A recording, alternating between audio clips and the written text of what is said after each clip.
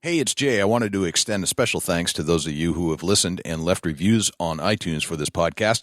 Please leave a review if you haven't done so already. We sincerely appreciate it. You can also find our app in our Apple App Store called Big Buck Deer Hunter 2015 and in the Google Play Store for Google and Android devices. Thanks for your support and enjoy the show. Big Buck Registry's Big Buck Deer Hunting Podcast, episode number 129. Steve Esker, How to Kill Multiple 200-inch Giant Whitetail Bucks.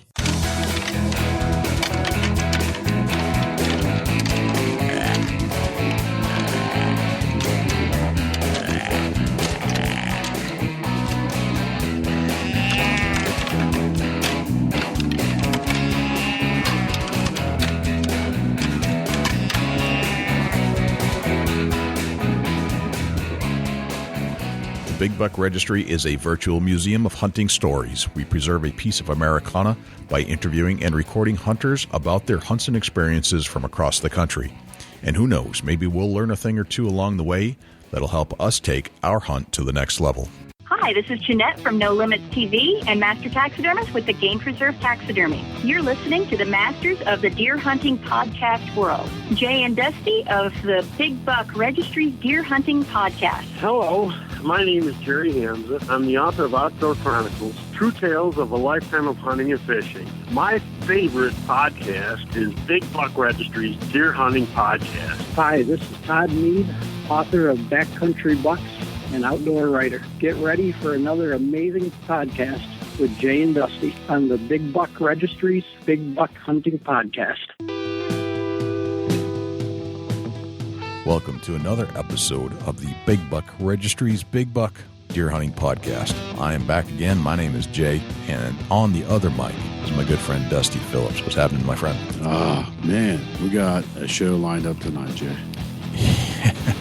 There are very few men in the world, or women, that have shot multiple 200-inch bucks. No doubt about that. You know, and it's going to be one of them shows where I think that you're going to learn quite a bit, and it's going to be a whole lot to take in about how he grows beautiful, beautiful, mature whitetails here in Ohio. Mr. Steve Esker is going to join us. Yes, and Steve is one of the premier and most talented deer hunters that I know. He's got a formula, and as we on our quest to break down and dissect the things that world-class deer hunters do, Steve is at one of the pinnacles of this category. We've talked to some great deer hunters recently, for sure, and Steve is right there with all of them. His basement is just full of some of the largest deer known to man. Yeah, you know, it's he's going to tell you that he's a trophy hunter, and that's what he does. He tries to grow maximum antler growth and capitalize on what he's built there, you know. And when you take pride in what you're going to harvest or kill, and you put 110% into it, and you spend the time doing what he does, and you spend the money and chase the deer and actually go in and kill the deer that you said you was going to kill. And it's not just happened once. It's been consecutive. Tremendous. Just tremendous. That's phenomenal. Yeah. His formula is just off the charts. And I don't know if I can do what he does because I'd like to, but I don't know if I could because of the time constraints. It takes serious planning. I mean, quite frankly, not only that, you need a team, and you need to have it organized and be able to lay it out the way you want it to be, and you know, you got to be able to chase it. And you know, we're going to hear in this podcast all the methods to grow and mature whitetails, and how to go about capitalizing on where they're living. And you know, not only are they in big woods and out in the country, but they're, you know, urban deer or monsters too. And it's a proven fact right here talking with Steve. Absolutely. So before we get to Steve Esker and start figuring out what he's got going on, we're going to open up a new segment this week, Dusty, and it's going to be the Deer News with Jim Keller, our latest addition to the Big Buck Podcast. Yeah, and everybody, we hope you welcome Jim aboard and enjoy what Jim has to talk about in the Deer News. So here's Jim Keller with the news. For the Big Buck Registry, this is Jim Keller with this week's Deer News. This week we're going to be talking about chronic wasting disease. It's near and dear to my heart as a topic because it was recently discovered in my home state of Michigan. So as a result, I've been doing a little research on this, and then even last week, a new case was reported in Michigan. Chronic wasting disease was first identified in captive mule deer in Colorado as far back as 1967. It was a disease that predominantly affected captive deer, but over the years has been found in free-ranging deer. CWD was first found in Michigan in 2008 in a captive deer herd, but there were no other cases until just this past year. So far, 4 deer in the state of Michigan have been found to have chronic wasting disease, and they're all free-ranging deer. The most recent one was discovered or identified last week as part of a program where hunters in the area where the original chronic wasting disease deer had been found were bringing their deer to DNR check stations to be analyzed to see if they had the disease. Through that process, about 3,700 deer were brought in. Out of the 3,700, one has been reported to have the chronic wasting disease. Chronic wasting disease has been found in 20 states in the U.S. and 2 Canadian provinces. It's most widespread right now in the West, but it has worked its way east. And so a few facts that we all need to know is that it's really a disease that affects the deer's central nervous system. It not only affects whitetail deer, but it also affects elk and moose. It attacks their brain and creates small lesions in the brain that eventually result in their death. It's typically transmitted through direct animal-to-animal contact with saliva, urine, feces, blood, carcasses of infected animals that die and then infect the soil. They can get it through eating grass that's infected. If you're hunting and you think you might see a deer that you're concerned about its behavior, some things to look for in a deer with CWD are loss of body condition or emaciation, change in behavior since there's a loss of fear of humans. Oftentimes deer with CWD are hit by cars because they're just kind of oblivious to what's around them and they really don't fear anything. They'll exhibit loss of bodily control and movements, and they often drool and salivate excessively. The impact of CWD is still being understood, but we do know that it spreads easily through the herds. It will affect their population. So far, there's not many studies done on just what it's going to mean long-term to deer. There's a recent study, though, in Wyoming, kind of the first of its kind, that determined that right now chronic wasting in one part of Wyoming is killing 19% of the deer herd annually, and they anticipate that within 40 years it could eliminate that deer herd. Now, that's the first study that's been done, and it was done by the University of Wyoming, a graduate student there, and is really the first of its kind. What's a safe approach for hunters in handling venison that could potentially be contaminated with CWD? Well, first of all, if a deer looks sick or acts strange in any way, don't eat the venison. When field dressing a deer or handling the carcass or bones, be sure to wear gloves, even in an area that's not known to have CWD. Avoid eating parts of the deer like the brain, spinal cord, eyes, spleen, tonsils, lymph nodes, and you really don't even want to handle those parts if you can avoid it, because those are the parts of the deer that are most likely contaminated with the disease and would have the prions that spread it. Right now, there's no known risk to eating venison with CWD, but again, if you know the deer has been contaminated, don't eat it. But it doesn't mean that we need to stop hunting and eating venison, at least based on what's known today. If you have any ideas for future topics or have questions about this topic, please email me at jim@bigbuckregistry.com. For the Big Buck Registry, this is Jim Keller with the Deer News. All right, thanks to Jim for the news. And without further ado, here's Steve Esker. Steve Esker, welcome to the Big Buck Registry's Big Buck Deer Hunting Podcast. How are you, my friend? Not too bad. How you guys doing tonight? We're having a great night, man. We're talking to you. Yeah, well, there you go. Good to talk with you, Steve. Yeah. Well, Steve, in our quest to break down world-class deer hunters, we'd like to talk to you tonight and see how you go about your day in the woods and see if we can learn a few things. That's cool. Yeah, no problem. Fire away. Cool, man. Where do you call home, Steve? It's Ohio. I actually live in Ohio, but Columbus is pretty much what I call home. Okay, very nice. And have you been there for your entire life, or is this a place that you moved to from somewhere else? No. I grew up in northern Ohio, Fremont, Ohio, near Polk County. Okay. I'm a big-time walleye fisherman, so born right there by Lake Erie. Awesome. I've heard some really good things about that spot. So you've been exposed to the land of the giants from day one. This is kind of a thing you've known your entire life. Yeah.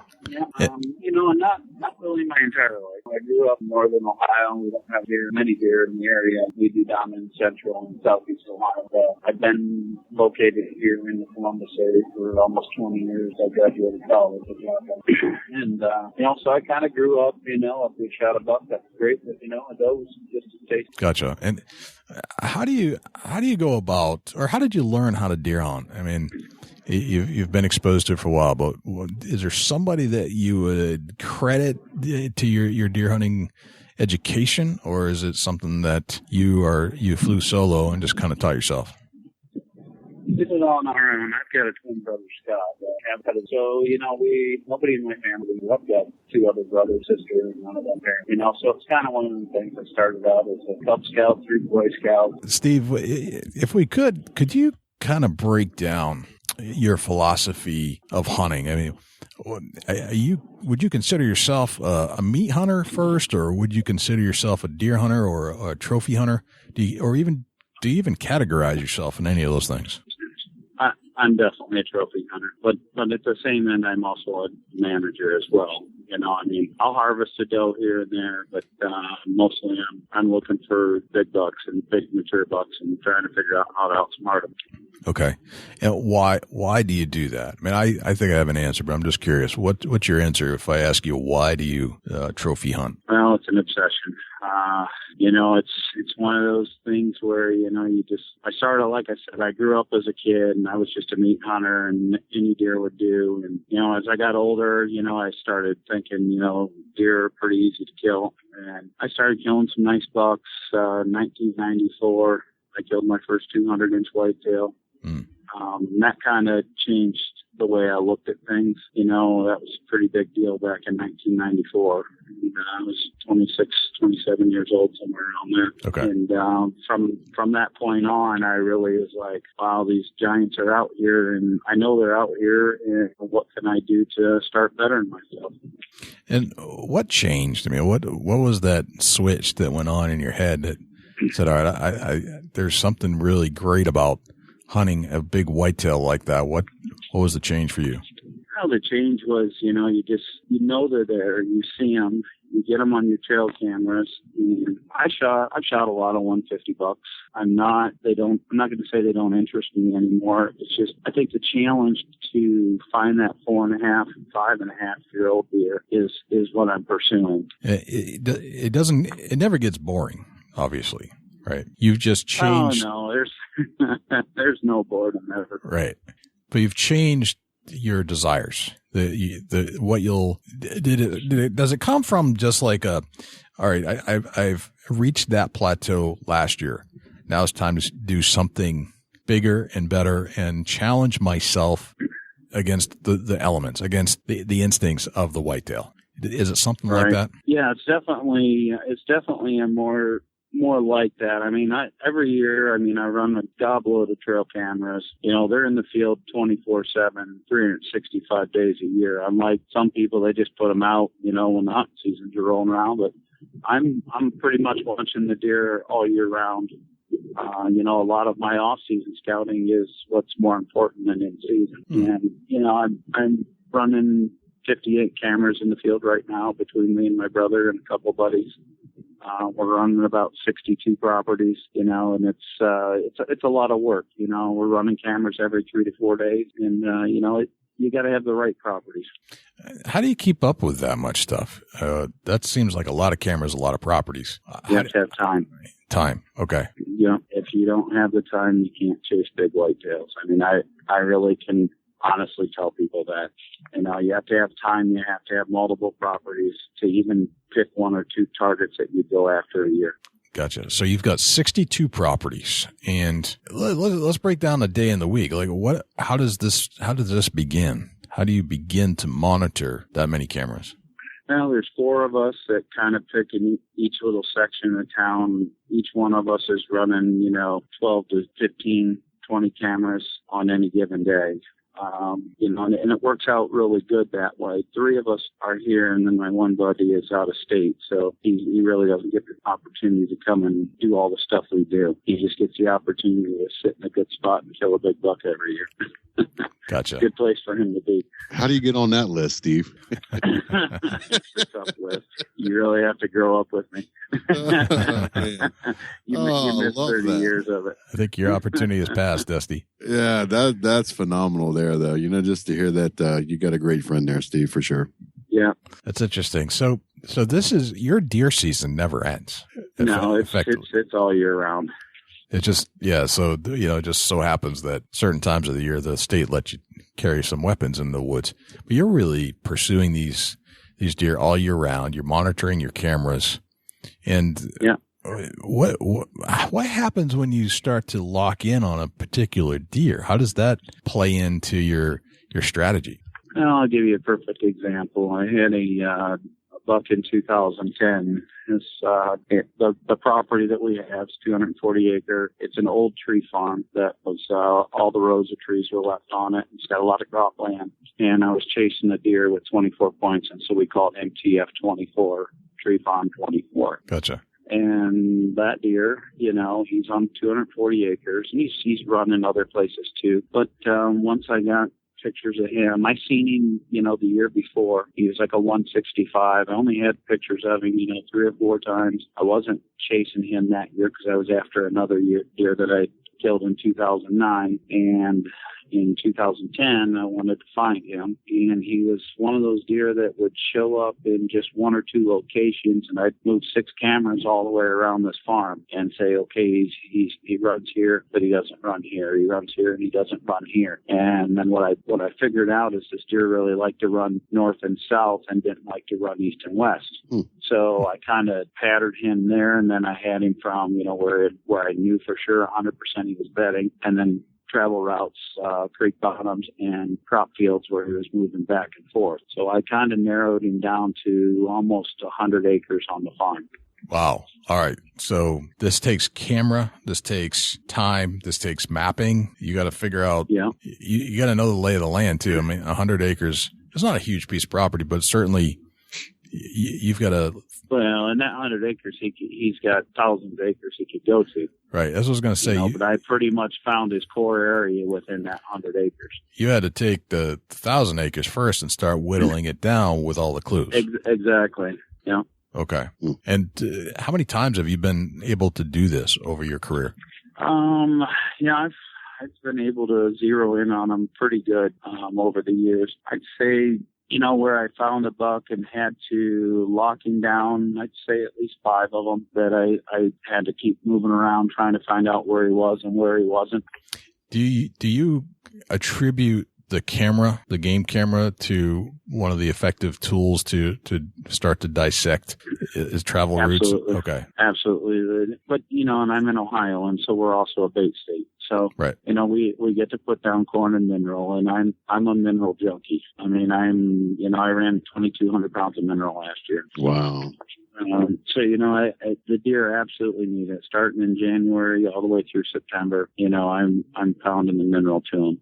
It's way more important than any kernel of corn you could ever give them. Any particular brand, Steve? I use a mineral WNS. It stands for Complete Whitetail Nutrition Systems. Okay, gotcha. And what was the trial and error that you decided that the mineral is more important than the corn? Well, when you put mineral out and you're getting 2,000 pictures a week just on mineral, you kind of think they need it. And I see, I see a lot of people that kill deer in other areas, not generally in my area. But I mean, the mass that I'm putting on the deer, 4-year-old deer, that 24 pointer that I shot in 2010 scored 217 7/8, and he was only 4.5 years old. Wow. Holy smokes. And he was a 165 buck the year before. I've got his sheds from the year before. Okay.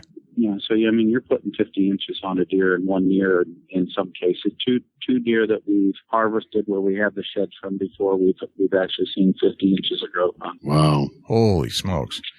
And you're saying this is just the mineral? The genetics play in at all, and other nutrition? Well, definitely genetics. Okay. I won't hunt where a big buck won't live. Okay.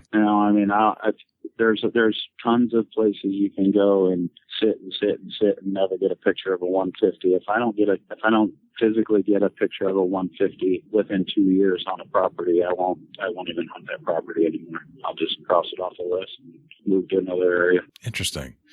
So are you looking for, other than the game camera, are there other clues and tips and just things that you see in that property that you key in on, or is the game camera it? Is that the one thing? Well, the game camera is one valuable asset, but truth be told, I like to look for the spots that are overlooked. So I like to look at the spot that nobody even think about hunting because a big buck's going to live in that spot. Okay.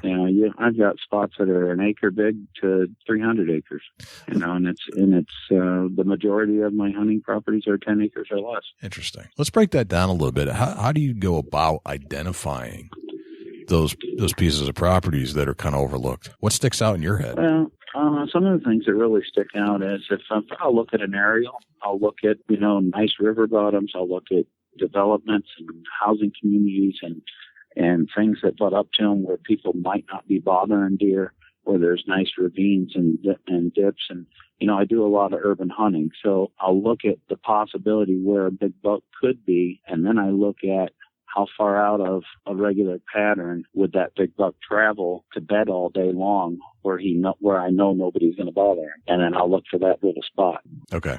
Now, the properties that you're describing, these are not necessarily your properties that you own, but it sounds like you have to do some door knocking. And I do a lot of door knocking. All right. I do own a couple of properties. Two of my 200s came off of one of my own properties. I got a quick question for you. I've heard a story about a feller knocking on some doors around the golf course. Is there any story behind that you'd like to tell real quick? Golf courses are fantastic. Is there one in particular about being an insurance agent? Insurance agent? Which one's that? Where you might have been knocking on a door and a guy opened the door with a Bone Collector t-shirt on and you said, I'm trying to sell some insurance. Oh, that's my brother, Scott. Oh, okay. Yeah, right. Yeah. Tell us that story, Steve, if you could. He went to knock on the door to get a permission, and the guy answers with a Bone Collector shirt on. So immediately you're like, well, I'm not going to ask for hunting permission because this guy hunts, and I don't want to key him off to what I might be after. So. Those things happen sometimes, and that was just luck that the guy answered the Bone Collector shirt and he knew to say, oh, I'm selling insurance. I was talking to Ed Wade a little bit about you guys, and I thought maybe it was for you, Steve, but it's for your brother. No, it was Scott. Yeah, that was Bummer. last year. He was chasing a 190 buck that he killed on the third day of the season last year, and it was just funny. He needed to get in somewhere in that backside with the southwest wind in his favor. So. That's funny. So you had to do some quick thinking on his feet to back out of there. Yeah, and sometimes that happens. You never know who else is a hunter. Right. Yeah, and you definitely don't want to tip them off what you're after. Right. Steve, let's talk a little bit about how you go about obtaining permission. And I mean, I think everybody's got a different strategy. What's yours? How do you approach a landowner? Do you wear certain clothes? Do you have a certain script that you go through? How do you do that? Absolutely. I'm never going to go to a landowner without being at least almost well dressed. Dockers and a nice shirt. I don't want to show up in.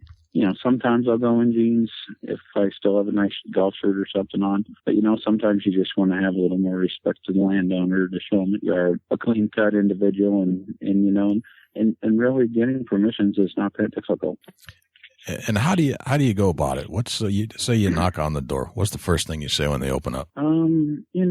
Usually you introduce yourself and you talk to the landowner and you kind of figure out if they're gonna be, disgruntled or if they're gonna be happy.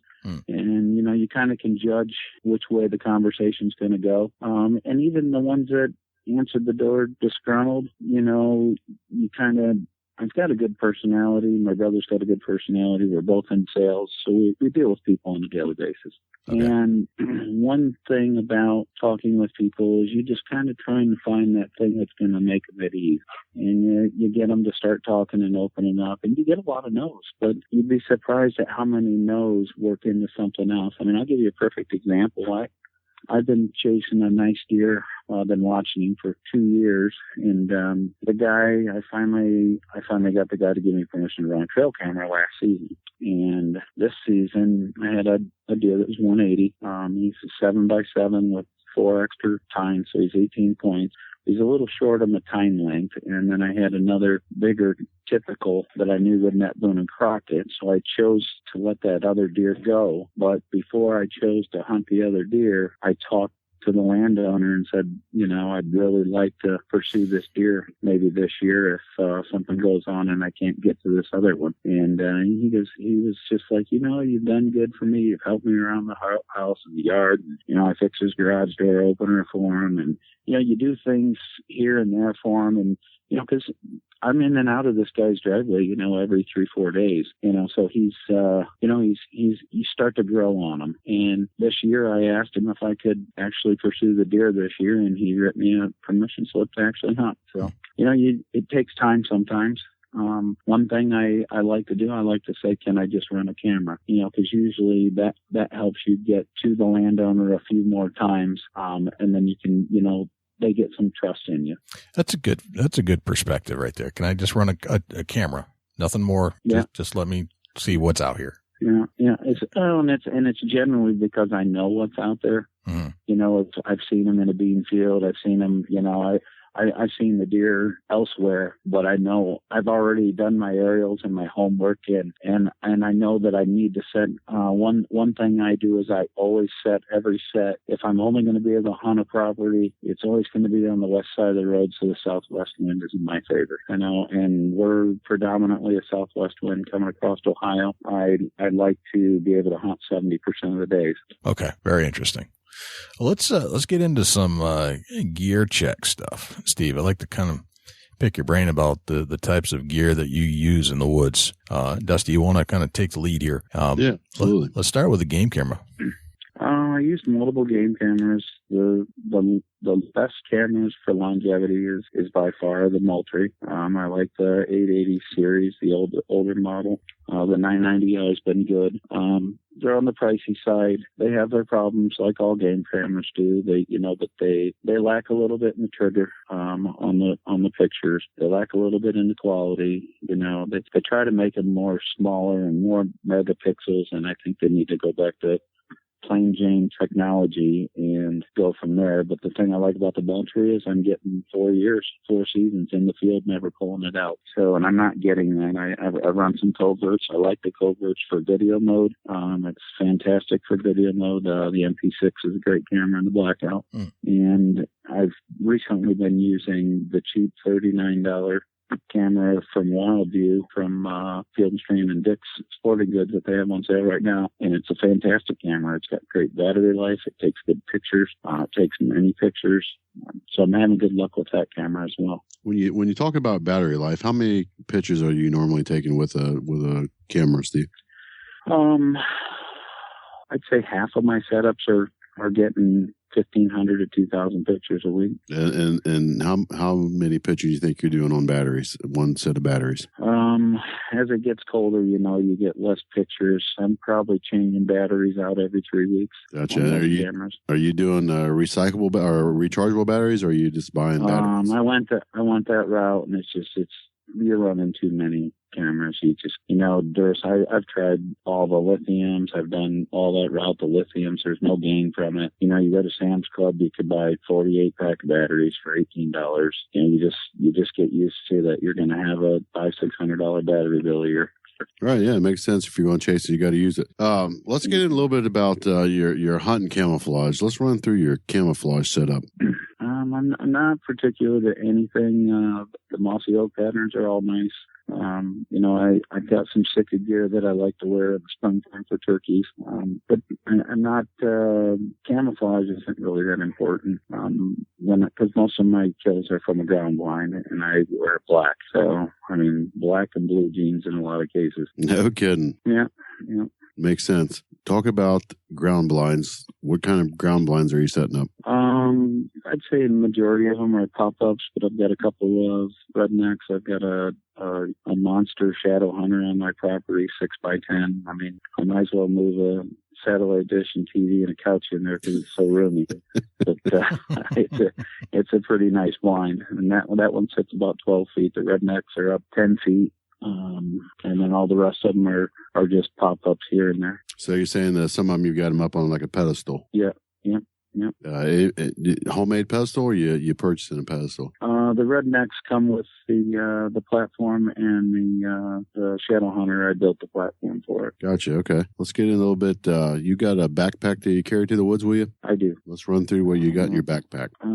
Depending on how big the trip is, if I'm going out west or in Mexico or something, mule deer hunting, I'm taking a bigger pack, and that pack is a Sitka gear pack, and my smaller pack that I hunt locally is 10 zinc. If let's say you're hunting whitetails in Ohio, what are you packing? The smaller pack. Yeah, what do you got in the pack? I've got a Canon XA10 camera. I have burnt calls. I got rattling antlers, extra batteries, binoculars, rangefinder, you name it. Whatever I could put in there. Scents, sprays. Run through your particular brand of scent sprays. Scent sprays, I like Dead Downwind.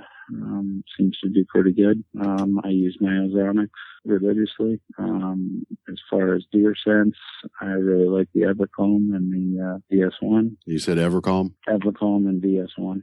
Awesome. You had, how long have you been using the Evercomb? At least 5 years. Gotcha. Okay. It's an awesome product. Okay. And I like to keep it close. I usually pull the speed stick out of my bag and put it in one of my side pockets. Sometimes you get deer coming down the fence row and they're acting funny. You get does that might want to start looking around, putting their head up, and sometimes I'll just pull that speed stick out and just rub it on the tree, and man, you'd be surprised how quick they just calm down. No kidding. Right. Interesting. Right. Yeah. They get that whiff, and it's just a speed stick. All you got to do is rub it on the tree next to you. So this is as you're viewing deer come down, you'll literally take out the stick. Oh, yeah. If they come in and they start whipping their head up and smelling around, that they smell something that, you can have every scent product out there and something's still going to escape. And some of these deer are so smart, they smell everything. When you urban hunt, they smell everything on you. Interesting. So the Evercomb comes in like a speed stick where it's almost like a deodorant bar. It's like a deodorant bar, and the VS1 also comes in a speed stick. I use both of them in the speed stick. No kidding. I don't know. I can't recall who the company is that makes them. I just know the two names that I buy. Give me a 1 to 10 scale that's helped you kill a mature buck. I'll give you a 1 to 10. I'll give you a 5 to 6.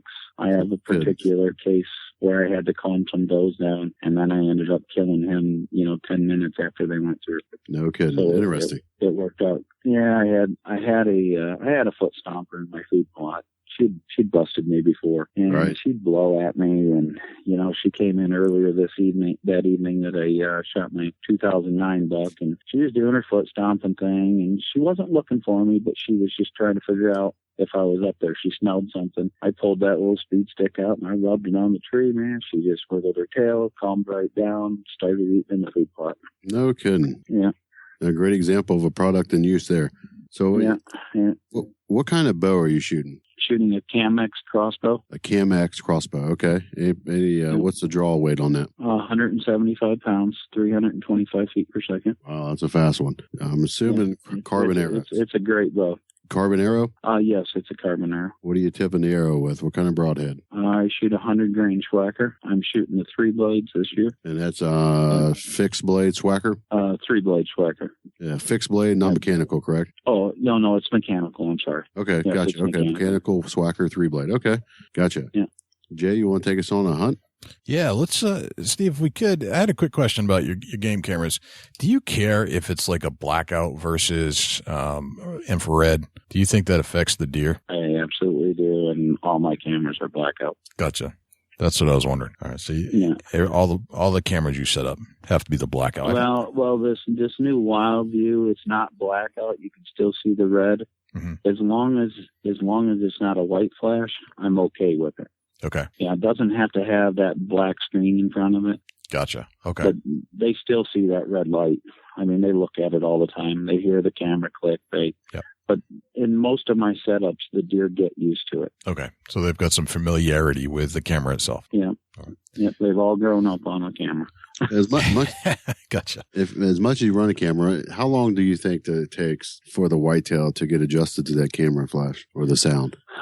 to a white flash or to the sound. Sometimes they never get adjusted to it. Sometimes you only get 1 or 2 pictures of them, and you got to move your camera down a fence row to tricking and try to get another picture of them. Gotcha. So that there's a chance that there's some that's smart enough to actually, I don't know if I should say that. There's some deer that won't adapt to it, and you have to actually relocate them. That's right. And that's one of the reasons you keep moving cameras around sometimes to zero in on a core area. Gotcha. Right. Very good. Steve, I was wondering if we could go on a deer hunt with you and virtually and reminisce and go back to one of your most memorable deer hunts that you've ever been on. And I was wondering if you could take us on a play-by-play, like we're kind of sitting on your shoulder watching this whole thing go down. Do you have a particular hunt in mind that might fit that bill? My 2010 deer. Okay.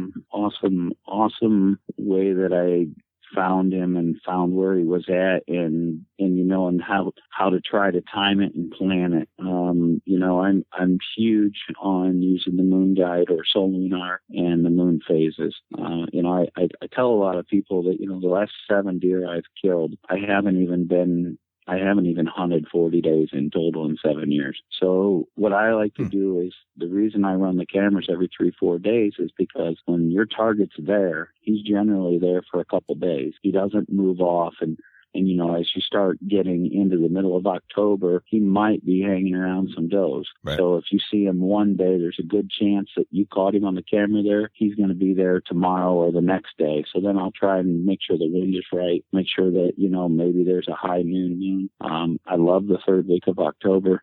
It's been very good to me. That particular hunt, I had corn all the way around me in the fields. I had a big 40-acre thicket.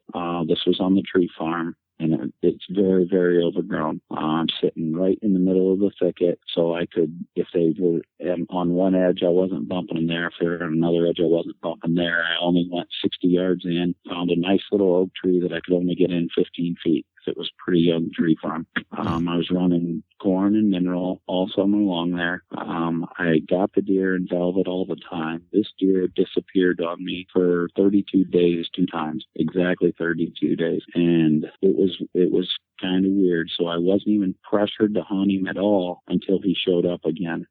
He showed up on the 13th of October, and on the 14th of October, the 13th, they were cutting the backpack field in the corn. So I figured that's what pushed him into the thicket. And then on the 14th, they were cutting the front field, and I made sure that I was going to get in there and hunt that evening. And this is only the second sit that I had sat for him. And I pretty much have to low crawl into the area, get up in the tree, get situated, get all my equipment in there. And 7:05, he come into the thicket into my area and put him down at 24 yards. Wow. Just like that. So it sounds like you dissected this deer completely. Like you knew more than most hunters would know about a deer. And that was the difference. It is the difference. And I mean, if you ever looked at my annual trail camera pictures, most people are just in disbelief. And they're just thinking, how do you have so many monster bucks on your cameras? And it's just, it's having the right properties and running a lot of cameras and spending a lot of time running them.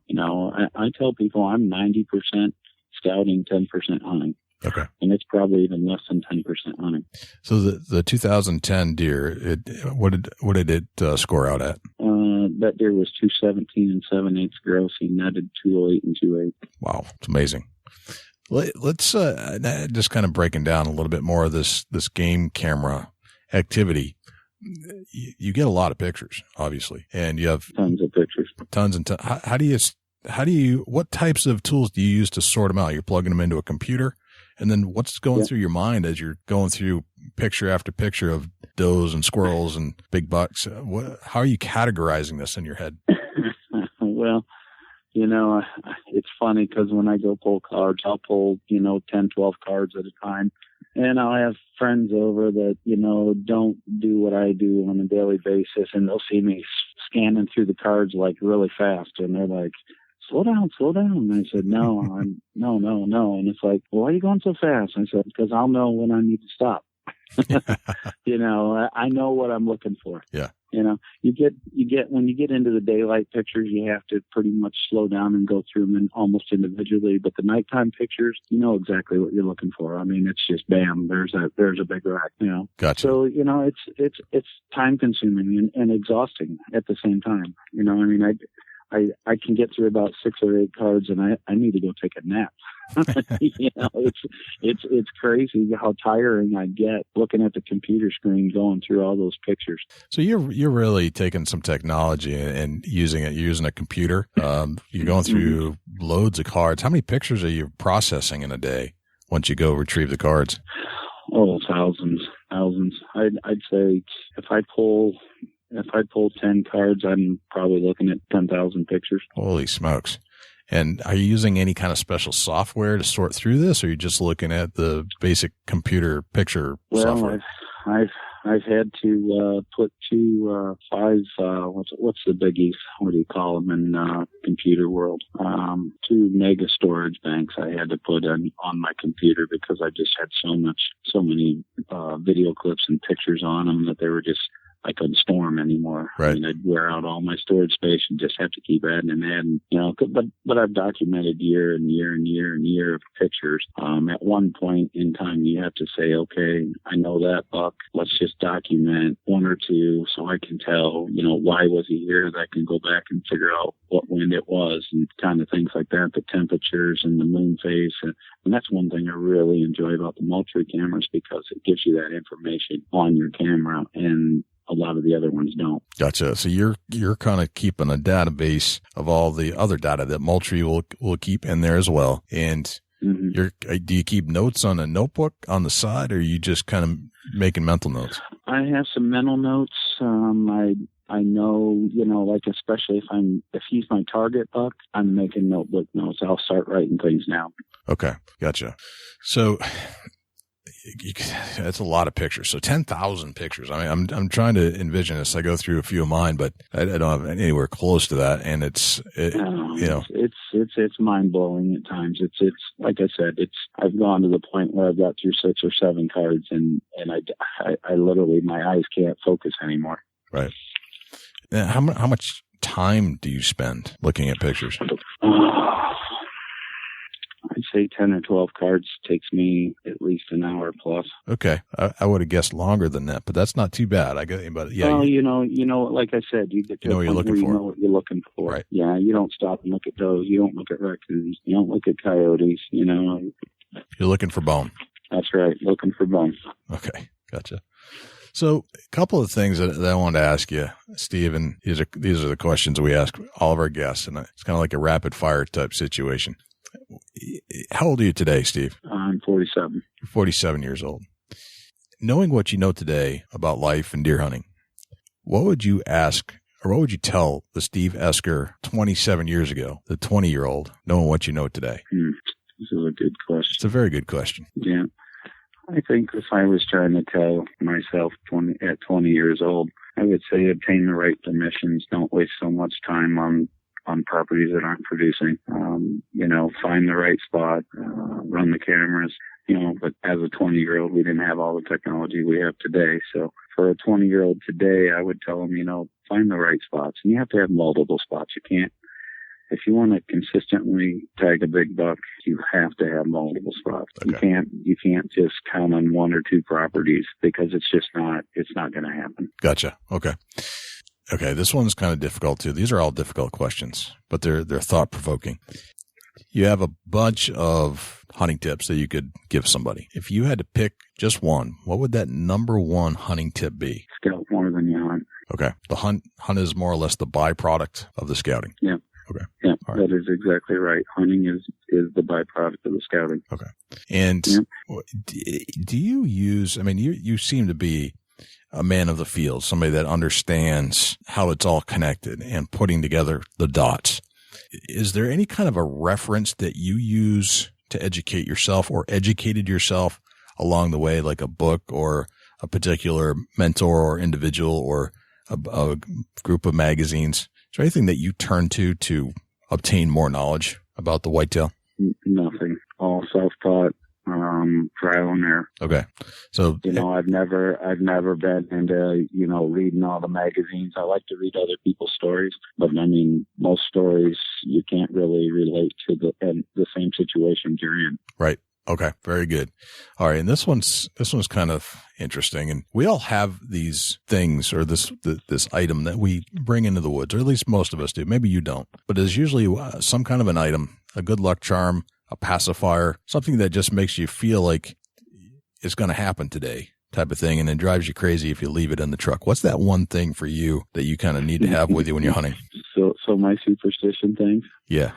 Well, let me tell you, I have this little, it came in one of my dog's toys, and the dog tore it apart, and if you hit it just right, it goes, woohoo! And that's always in my bag. And I'm Can you do that again? What's the sound that it makes? We can play it back. Actually, my hunting bag's in my back seat here, and I can probably hit my bag, and you can hear it because I'm getting ready to travel to Baltimore. Try to hunt some thicket deer this weekend. Oh, cool. And, see if I can grab my little wahoo, and I always carry a buckeye. A buckeye. In my bag. Yeah, I'm a diehard Ohio State Buckeye fan, and just Buckeyes seem to be good luck for me. All right, now for all those non-Buckeyes, what is a buckeye? Buckeye comes from a buckeye tree. It's pretty widely throughout all of Ohio. It's a round little nut, kind of. It's not an edible nut by humans, but squirrels love them. Okay. It's just it's a dark chocolate color with a lighter tan circle on the bottom of it, and it's very smooth and shiny. I don't know how much more I can explain it. Yeah. All right. That's all right. So it's a buckeye. So Dusty, you have to show me some of those when we get down there.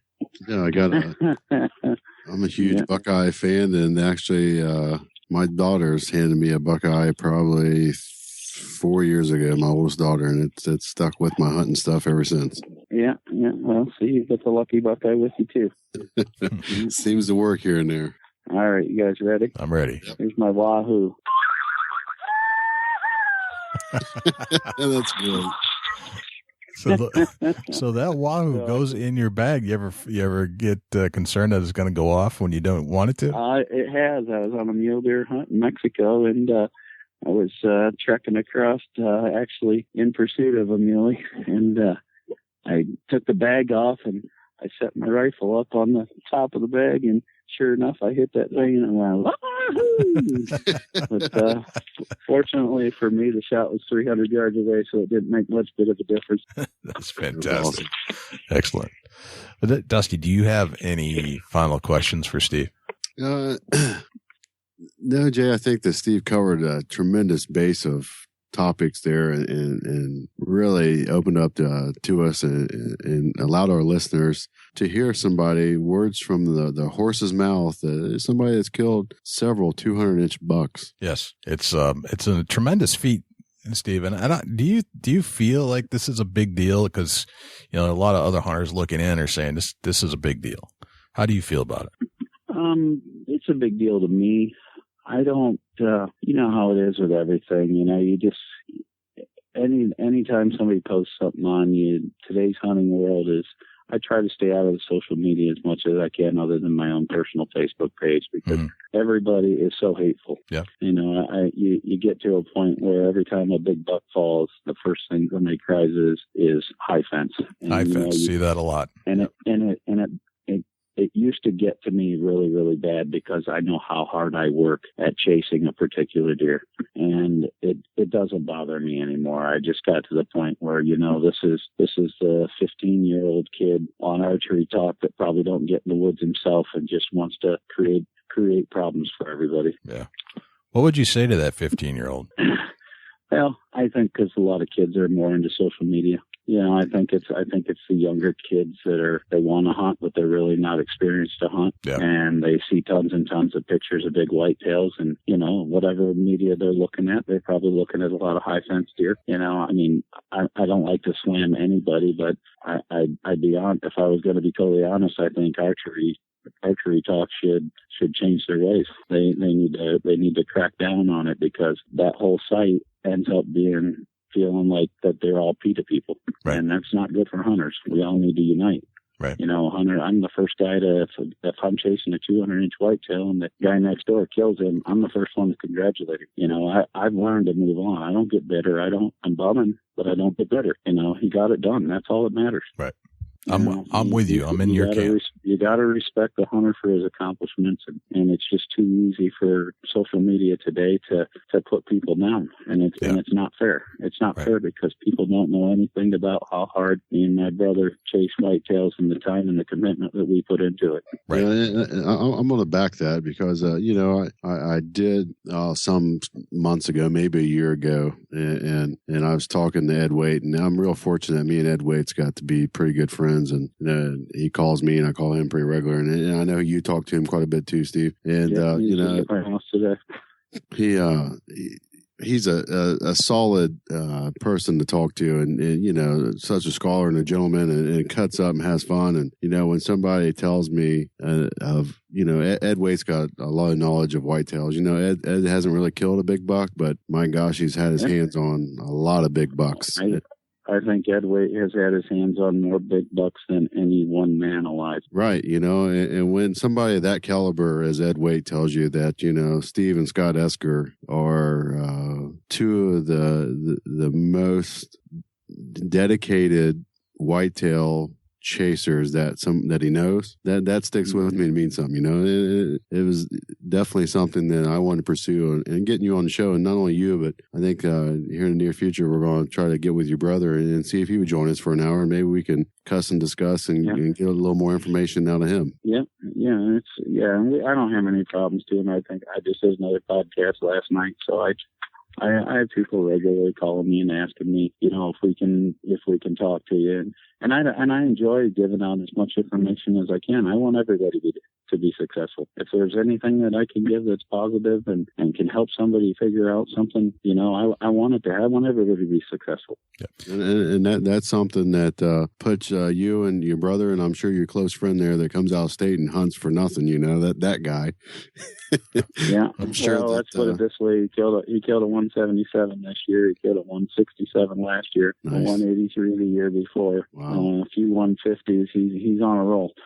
Yeah, good deal. But you know that separates you from the rest, you guys from the rest, because you're willing to talk about it, and you're not somebody that gets jealous of another hunter, and that's what we want on the show. Somebody that's willing to talk and kind of break down what you guys do. And you know, for some people, that's a struggle and very difficult to pass on. Mm-hmm. You know, it's a lot of time and dedication to the woods for you guys and what you do. You know, and we appreciate you opening up to us. Yes. Yeah, not a problem at all. I was glad to talk to you guys tonight. Steve, I had one last question, and I want to just touch on it a little bit before we let you go, if that's okay. Yep. Talking about the solar lunar tables, you said you've kind of come to understand that whole chart, and you believe in it, and some people do, some people don't. What changed your mind about that, or what made you decide that is in fact something that you should take a closer look at? Well, when you run along the trail cameras like I do, and then you see the amount of activity, and it falls right in line with what these charts are telling you, you have to kind of believe that it's really working. I mean, the proof is in the trail camera pictures. That the pictures are, you know, there's more during those times. The deer are moving earlier. You're getting more daylight pictures. You know, so something's meshing there. Okay. And it's the verdict, the complete verdict's still out, I would assume, but you are noticing some kind of correlation. Oh, absolutely. And I really try to hunt. If I'm going to pick, you know, 4 or 5 days in October, I'm going to pick days that are going to be in my favor to be in the stand. Gotcha. Okay. Very good. Very, very good. Steve, I can't thank you enough for joining us on the show. It's been an honor and a pleasure listening to you. And, you know, we have a tremendous respect for the type of hunting you do and how you go about your methodologies. It's really, it's awe. I'm in awe, to be honest. It's awesome. And thank you so much for sharing all your knowledge to me and to all our listeners. I can't thank you enough. Well, I hope all the listeners can get something out of it. I guarantee you they will. And I know you say you're not much of a social media guy, but if we had more questions or if the listeners had other questions, is there a way to reach out to you? Usually, I'm pretty open in my Facebook. I'll allow most people on. I kind of have a little philosophy.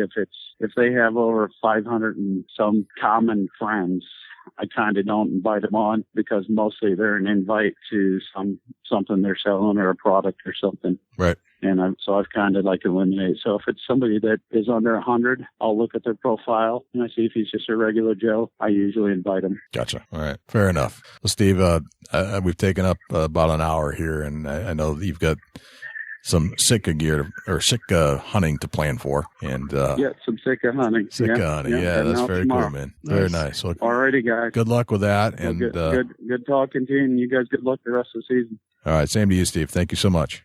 Yeah, take care. Yeah, take care. Bye-bye. I just don't even know how to wrap my head around Steve Esker's deer hunting abilities and strategies and plans. It's mind-blowing. Right, and I'm going to tell you how you wrap your head around it. You replay this podcast, and you take some detailed notes, and you learn from one of the best whitetail hunters in the state of Ohio. Right. It's the proof's in the pudding here. I'm already to figure adding things to my plan for next year. Absolutely. And that plan starts today. New things I need to be doing right now to prepare for the deer hunt September 15th.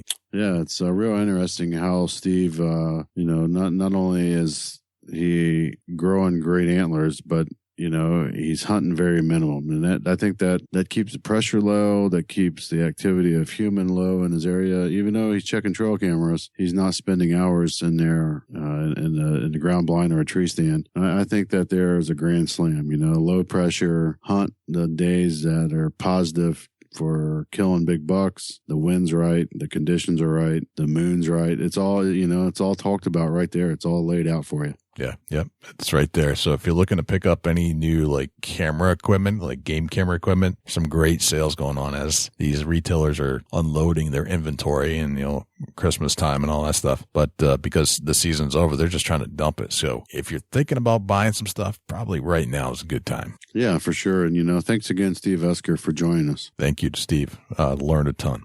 So Dusty, I don't know how you follow that act, but do you have a Chubby Tines tip of the week? Yeah, I do have Chubby Tines tip of the week. One thing that I've been getting a few messages about that, almost in a desperate state of mind, some hunters are, and they're shooting out a few messages. And one thing that I've mentioned to a couple hunters, and as they're telling me that they're hunting on the edge of a tree line and the deer are coming from behind them in the woods, coming out to the edge of the field, and they're talking to me about their setup. And one thing that is really standing out is breaking up their silhouette, and they've neglected to realize that being on the edge of the woods to an open field, as a deer comes from behind you through the woods to the field edge, if you're right on the very edge of that field and the sky's behind you, you're getting almost like your silhouette sticking out to them tremendously. Like if just a scenario here, a guy asked, hey, I've had a buck come through the same trail 3 times. He gets 50 yards. He looks up and sees me. And I'm like, okay, something's telling me that there's something behind you that's really leaving you out in the open. So what the scenario was is he was in the edge, the very edge, one of the trees along the very edge with minimum leaving or brush behind him,